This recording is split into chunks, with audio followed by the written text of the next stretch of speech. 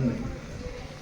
संभवतः रोज महापुरुषों की जयंती हम मनाते हैं, कभी गांधी जयंती, कभी तुलसी जयंती, कभी नेहरू जयंती। शायद ही कोई दिन होगा जिस दिन हम किसी की जयंती या पुण्यतिथि नहीं मनाते हैं। लेकिन उद्देश्य क्या है?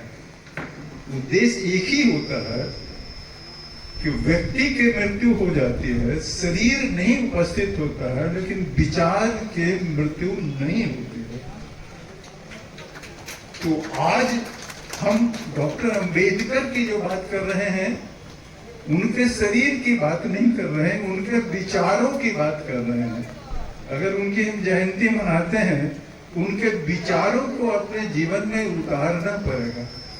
अगर उनके विचारों को जीवन में नहीं उतारे तो उनकी जयंती जो ऑनेस्ट जयंती होगा वो नहीं होगा। पता नहीं कोई हिडन एजेंडा हमारे पास है जिससे उनकी जयंती आज हम मनाने लगे हैं। पहले आज से कुछ साल पहले ही लोग नहीं मनाते थे। ये ट्रुथ है, नो दिस ट्रुथ।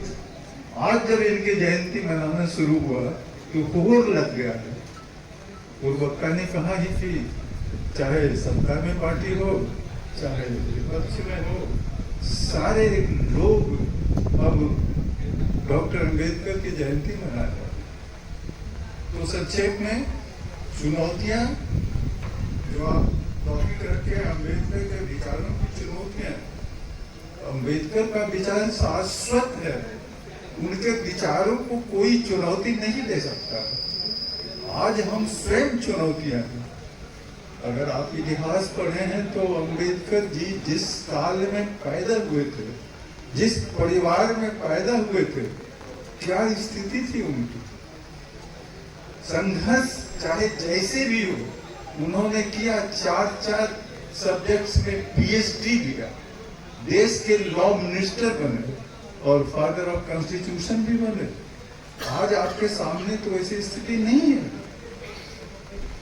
जब डॉक्टर अंबेडकर वैसी स्थिति में इतनी ऊंचाई पर आए तो आज आपके सामने तो नहीं है कोई उसकी स्थिति। आज कॉन्स्टिट्यूएंट असेंबली में उसमें सबसे इम्पोर्टेंट पॉइंट यह था कि जीवन में 3 आवश्यकता इम्पोर्टेंट है सोशल डेमोक्रेसी के लिए: लिबर्टी, इक्वालिटी एंड फ्रेटर्निटी। यानी अभिव्यक्ति की स्वतंत्रता, व्यक्ति में समानता, चाहे ब्राह्मण कुल में पैदा हुआ हो या शूद्र कुल में, सभी समाज की दृष्टि से बराबर हैं। सामाजिक समता। दूसरा, इकोनॉमिक डिस्पैरिटी को घटाने की आर्थिक क्षमता। मित्रों, आपको याद होगा कि संविधान के अनुच्छेद 38 में, जिसको भारत के नीति निर्देशक सिद्धांत कहा जाता है, directive principle of the state policy कहा जाता है, उसकी धारा 38 में स्पष्ट रूप से बाबा साहब अम्बेडकर ने सिद्धांत निरूपित किया था कि state shall strive to promote welfare of the people by securing social order in which social, economic and political shall inform in every institution of national life।